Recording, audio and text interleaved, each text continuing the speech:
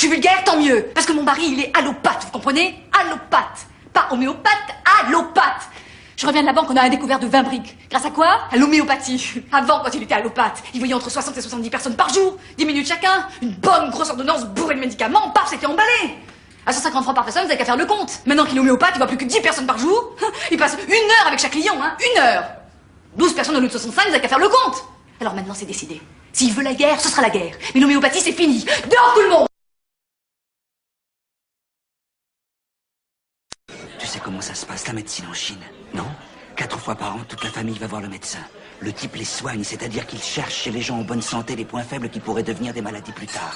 Il leur fait des points d'acupuncture, il leur donne des plantes, des corrections de régime, il rééquilibre la machine, on le paye et on s'en va.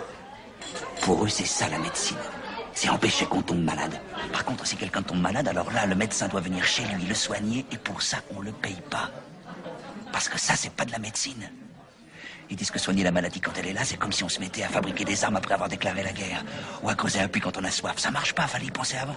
Alors le médecin chinois, il a vachement intérêt à ce que les gens se portent bien parce que c'est les bien portants qui le payent. Les malades, ça lui bouffe son temps et ça lui rapporte pas un rond. Alors s'il a trop de malades, il est ruiné, le mec. Et puis les gens disent, il a beaucoup de malades, c'est un mauvais, on va pas chez lui. Ici, c'est le contraire. Plus il a de malades, plus il est respecté, le mec. Plus il gagne de fric.